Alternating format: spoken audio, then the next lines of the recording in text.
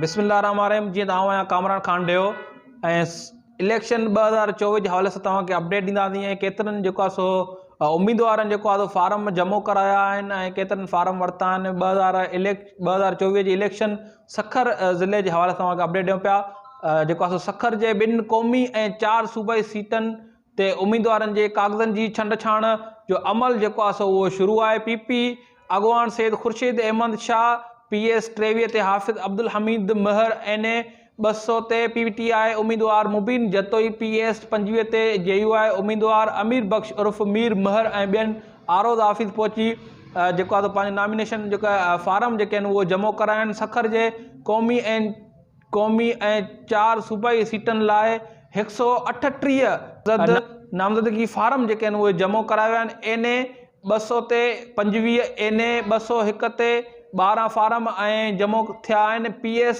22 ते 20, PS 23 ते 22, PS 24 ते 35 ऐं PS 25 ते 24 नामज़दगी फार्म जमा कराया विया आहिनि। सखर PS 22 ते पनो आकिल ते 38 उम्मीदवारनि, PS 23 सालियापट ते रोड़ी ते 28 ऐं PS 24 सखर सिटी ते 40 उम्मीदवार नामज़दगी फार्म जमा कराया विया आहिनि।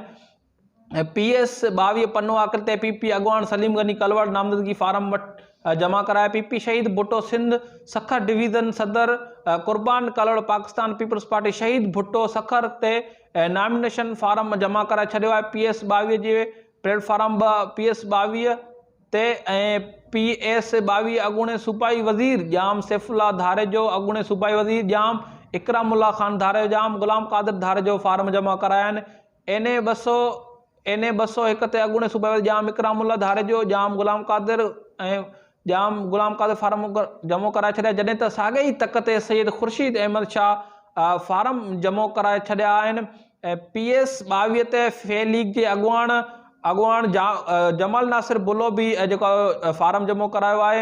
ऐं असां तव्हांखे अॻिते अपडेट ॾींदा हलूं 2024 जी इलेक्शन जे हवाले सां। अॻूणे ज़िले council chairman Mohammad Aslam Shaikh PS 23 ते PS 23 सालियापट रोड़ी कंधरा तक ते नामज़दगी फार्म जमो कराए छॾियो आहे। PP पारान औरतुनि जे मख़सूस सीटनि लाइ क़ौमी असेंबली उम्मीदवार औरतुनि जी लिस्ट जेका जारी करे छॾी आहे। पनो आकिल वासिन डॉक्टर शादिया असलम सुमरो 3 भेरो सीट हासिल करण में कामयाब, संदसि नालो बि शामिल कयो वियो आहे। PS 22 ते मोहम्मद अली शेख फार्म जमो करायो आहे। सखर जे मुख़्तलिफ़ उम्मीदवारनि नामज़दगी फार्म जमो कराया आहिनि। सखर जे JUI उम्मीदवारनि ऐं 2 क़ौमी ऐं 4 सूबाई तकनि ते नामज़दगी फार्म आरो ऑफिस में जमो कराए छॾिया आहिनि। सखर A 200 ते आगा अयूब शाह मुफ्ती सऊद अफजल हालेजवी नामज़दगी फार्म जमा कराया आहिनि। सखर NA 201 ते मौलाना मोहम्मद साले इंडड़ मीर मुबीन खान बुल्लो जमो कराया आहिनि।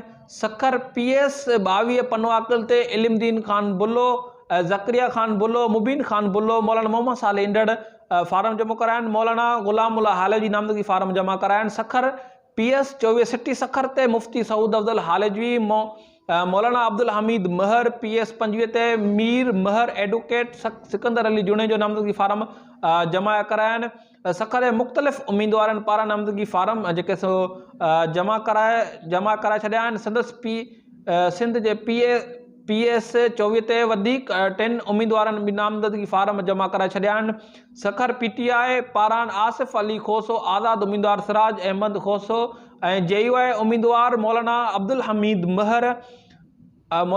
महर आरो ऑफिस पहुची नामज़दगी फार्म जेके सो जमो कराया आहिनि। सखर PTI उम्मीदवारनि डॉक्टर रबनवाज़ कलवड़, हाजी वज़ीर अली पिताफ़ी, सनी तारीख़ जे उम्मीदवार हाफ़िज़ महबूब सहतो MQM उम्मीदवार मोहम्मद सलीम मलिक, सईद कुरैशी, नसीम हाशिमी, अयूब अब्बासी ऐं ॿियनि मुख़्तलिफ़ तकनि ते नामज़दगी जेके सो फार्म जमो कराया आहिनि। सखर जे 2 क़ौमी ऐं 4 सूबाई सीटनि लाइ 183 उम्मीदवारनि जेको आहे सो नामज़दगी फार्म जेको आहे जमो कराया आहिनि। 650 खां वधीक उम्मीदवारनि नामज़दगी फार्म वसूल कया आहिनि। सखर जे मुख़्तलिफ़ तकनि ते हिक ई ख़ानदान जे 1 खां वधीक ऐं 2 ऐं 3 उम्मीदवारनि फार्म जमो कराया आहिनि।